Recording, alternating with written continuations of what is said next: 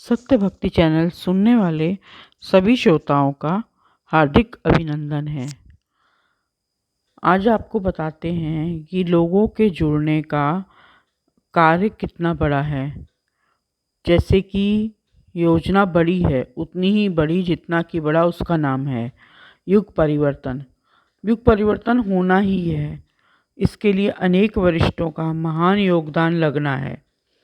इसका श्रेय संयोगवश किसी को भी क्यों ना मिले, वो तो उसका भाग्य है कि वो उसकी शुरुआत करता या बना या उसको उस चीज़ का श्रेय मिला। लेकिन योगदान सबका है।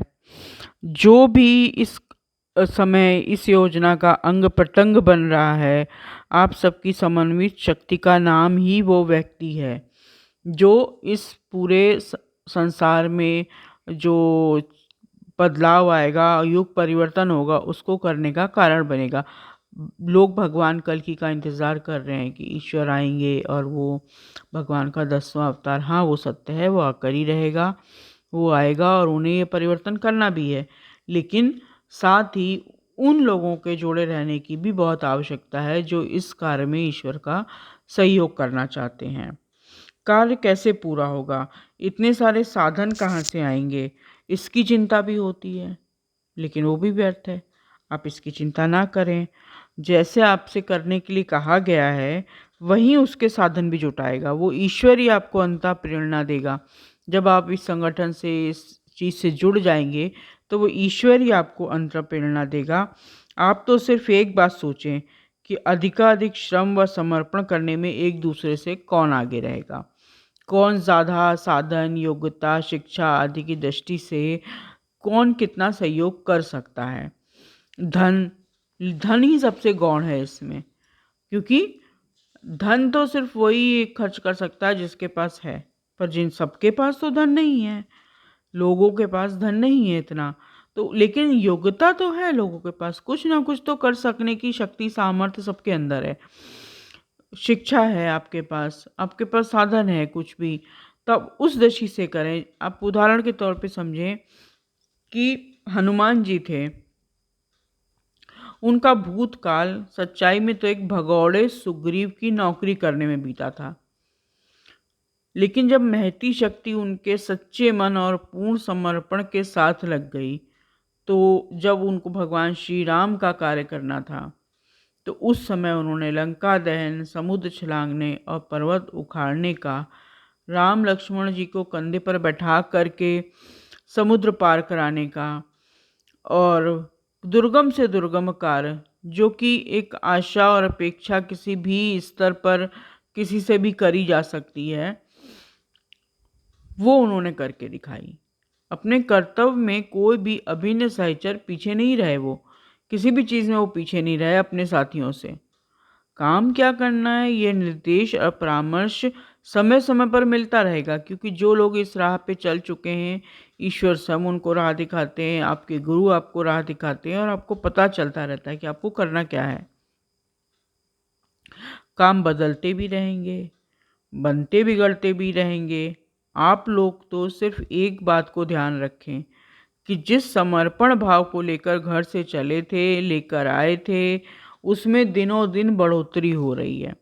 आप जिस चीज़ को लेकर इस संगठन से जुड़े, उसमें दिनों दिन बढ़ोतरी होती रही, कहीं कोई राई रत्ती की भी कमी नहीं हुई।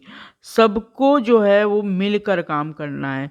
लक्ष्य तक निशाना ना पहुँचे तो भी उस स्थान तक अवश्य पहुँचेगा जिसे अद्भुत, अनुपम, असाधारण और ऐतिहासिक कहा जा सकता है।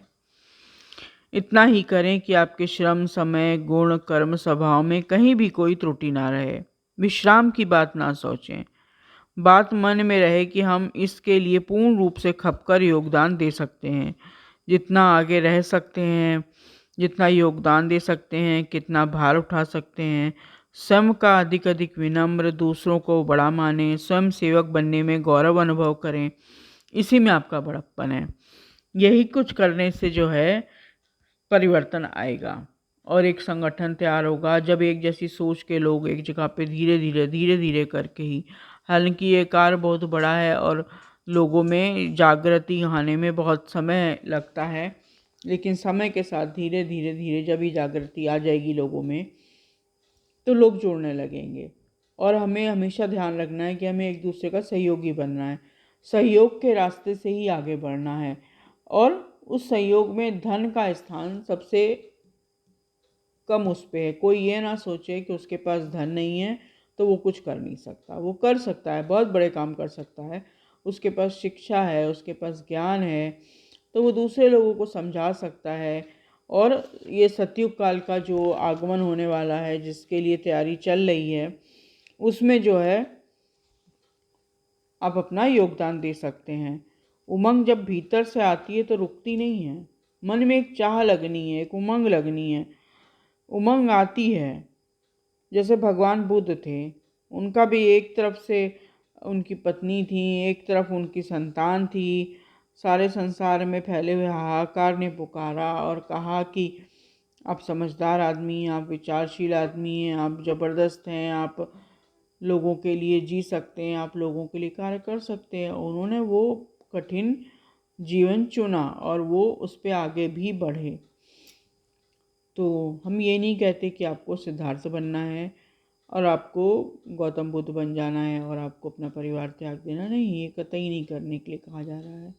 सिर्फ आपको अपने अंदर अच्छे संस्कारों को जागृत करना है, मन में भावना रखनी है सहयोग की, कि हमसे जितना बन पड़ेगा उतना सहयोग करेंगे, हम दूसरों का साथ देंगे मन से, वचन से, उनकी तरह से, जिस तरह से हम उनके लिए कर सकें। हम किसी का बुरा नहीं करेंगे और हम अपने जैसे लोगों की एक वो जमा करके रखेंगे। क्या बोलते हैं कि हम अपने जैसे लोगों की एक